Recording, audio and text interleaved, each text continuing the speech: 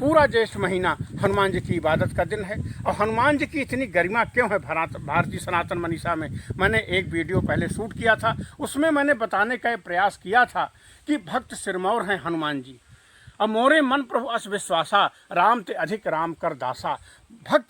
भक्त के कारण भगवान है, भगवान भी भक्त के कारण है। इसीलिए जो भी कृत भगवान राम के द्वारा होता है, सबका श्रेय हनुमान जी को देते हैं वो, कि नहीं।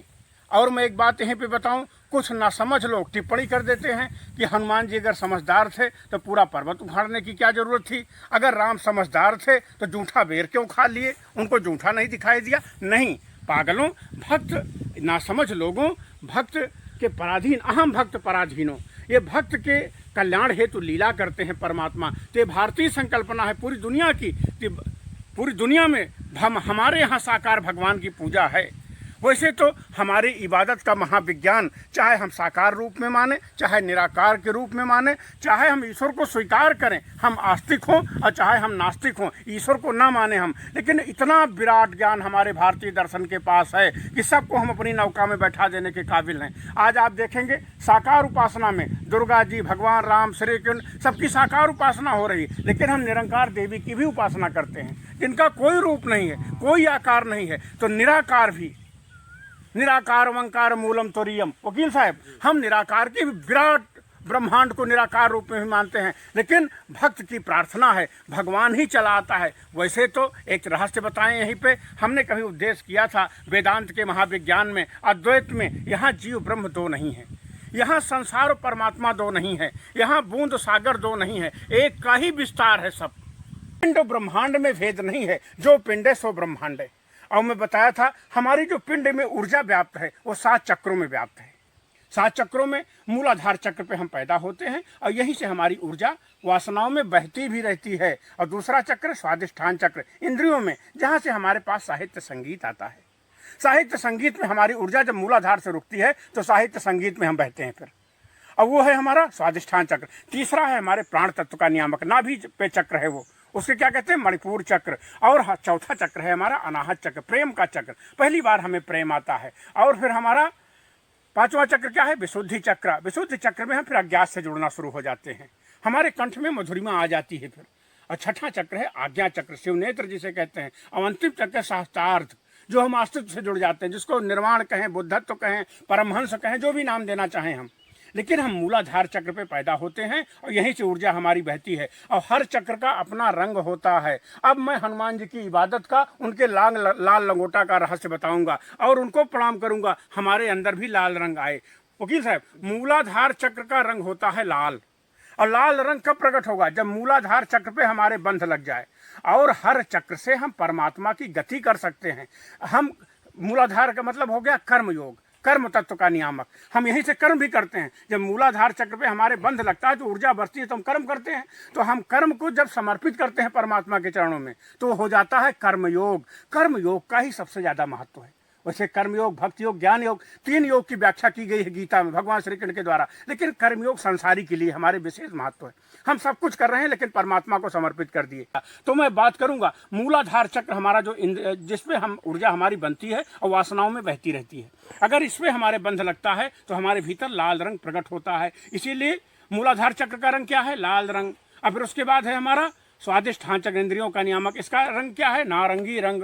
अब तीसरा प्राण तत्व, उसका रंग है पीला रंग। उसके बाद में बात करूंगा आप लोगों से, रंगों की बाद में बात करूंगा। लेकिन ये लाल रंग हमारे भीतर आए, जिसको कबीर कहते थे, लाली मेरे लाल की चित देखो तित लाल, और लाली देखन मैं चली मैं भी हो गई लाल।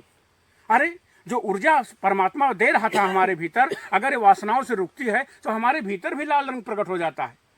तो फिर लेकिन जो हमारे भीतर है, अगर वो बाहर हम उसको रखें तो लेफ्ट हैंड साइड बराबर राइट हैंड साइड, ये मनोविज्ञान है, ये साइकोलॉजी है। अगर हम हनुमान जी के लाल लंगोटा रख करके उनको प्रणाम करेंगे, उस ऊर्जा को, लाल रंग को प्रणाम करेंगे, तो हमारे भीतर भी ऊर्जा प्रकट होगी। इसीलिए हमारे यहाँ ऊर्जा से हीन आदमी होगा कोई, अगर देखते हैं बीमार आदमी रूढ़ है तो उसको गुलाबी रंग पहनाते हैं, लाल रंग पहनाते हैं कपड़ा, कि इसके भीतर एक सत्व जग जाएगा। आप देखते होंगे पीलिया के रोगी को बहुतायत को लाल रंग को गुलाबी रंग का कपड़ा पहनाया जाता है, उसके भीतर एक ऊर्जा का संचरण होने लगे। तो हनुमान जी क्या है, हमारे ऊर्जा के प्रतीक हैं, आत्मबल के प्रतीक हैं। इसीलिए हनुमान जी को लंगोटा बहुत प्रिय है, वो ब्रह्मचर्य के देवता हैं। कि वासनाओं में कोई ऊर्जा उनकी नहीं बह रही है, सारी ऊर्जा परमात्मा के लिए बह रही है। क्या है, जब हम वासनाओं से वासना का मतलब हम अंधेपन में हैं, हम विक्षिप्तता में हैं, हम मार काट में हैं, हम युद्ध में हैं, हम गला काट कर रहे हैं एक दूसरे से। लेकिन मैं भी बुद्ध के प्रवचन में, स्पीच में बताया था आप लोगों को, वही वासना की ऊर्जा हमारा चेतना का ब्रह्म कमल भी खिला सकती है, उसी से ब्रह्म कमल भी हमारा खिल सकता है। कबीरा मन तो एक है, चाहे जहां लगाए, चाहे तो हरि भजन कर, चाहे विषय कमाए। तो वही ऊर्जा जब वासनाओं से रुकती है तो राम में बदल जाती है, हमारा ब्रह्म कमल खिल जाता है, युद्ध रुक जाते हैं, मोहब्बत फैल जाती है, हमारा विनाश रुक जाता है, सृजन शुरू हो जाता है। तो हनुमान जी की आज आराधना का दिन है। हनुमान जी की भक्ति में करता हुआ, ब्रह्मचर्य का के उनको नमन बंदन करता हुआ कि हमारी भी ऊर्जा वासनाओं में न बहे, हमारे भीतर भी वो लाल रंग प्रकट हो और ऊर्जा प्रकट हो, और वही ऊर्जा फिर हम बिखेरते हुए चलें। और एक चीज़ यहीं पे रहस्य और बता दें आपको, जब हम ऊर्जा से खाली होते हैं तो हम क्या है, विक्षिप्तता में आ जाते हैं, हम बेहोशी में आ जाते हैं और डिप्रेशन अवसाद में आ जाते हैं। और अवसाद डिप्रेशन से भरा हुआ आदमी कभी मोहब्बत नहीं कर सकता, कभी मित्रता का भाव उसके अंदर नहीं आ सकता। वो क्या करेगा, दूसरे से कुछ चीज़ें प्राप्त करने के लिए, अगर कुछ, चूंकि अपनी मस्ती में तो है नहीं, तो मस्ती कहाँ ढूंढेगा, कपड़े में, मकान में, दुकान में और बाहरी चीज़ों में। और बाहरी चीज़ें उसको नहीं मिलेगी तो क्या करेगा, वो हत्यारा हो जाएगा। इसीलिए पूरी दुनिया में जितना हत्यारे हुए, जितने कत्ली हुए, आज मनोवैज्ञानिक विश्लेषण करते हो अवसाद में थे तो डिप्रेशन में थे। आज अमेरिका में हमारे आप सुनेंगे आए दिन, बच्चा आया, कुछ उसको डिप्रेशन था पढ़ाई को लेके, किसी के लेके, वो बंदूक लिया, 10-15 बच्चों की हत्या कर दिया उठा के। लेकिन नहीं, हमारे मनोवैज्ञानिकों ने बहुत पहले खोज लिया था इसको कि आप गृहस्थ करते रहो और हनुमान जी की इबादत करते चलो, ब्रह्मचर्य की साधना करते चलो, कि आपकी ऊर्जा विक्षिप्तता में, वासना में ना बहे और आपके भीतर मूलाधार पे बंध लगे, आपके भीतर भी वो लाल रंग प्रकट हो, हनुमान जी का वो लाल रंग प्रकट हो, जिसके लिए हमारे यहाँ साधु कहते हैं, हे प्रभु और दया करो लाल लंगोटा वाले। तो लाल लंगोटा वाले का कोई भी काम करते चलते हैं, हम हनुमान जी की प्रार्थना जरूर कर लेते हैं, क्योंकि हनुमान जी की जब प्रार्थना नहीं करेंगे तो और काम हम कैसे करेंगे। सुनिएगा, जब हम आत्मबल हमारे भीतर नहीं होगा, हमारे भीतर शक्ति नहीं होगी। और हनुमान जी का दूसरा रूप क्या है, समर्पण। किसके प्रति, राम के प्रति। राम दुआरे तुम रखवारे। तो अगर राम का मतलब क्या हो गया, जो हमारे सत्कारी हैं, जो हमारे विश्व बंधुत्व के कार्य हैं, जो हमारे मानवता के कार्य हैं, जो हमारे करुणा के कार्य हैं, जो हमारे मैत्री बढ़ाने के कार्य हैं, जो हमारे अस्तित्व के लिए हैं, अस्तित्व के मंगल के लिए हैं, वो है भगवान राम।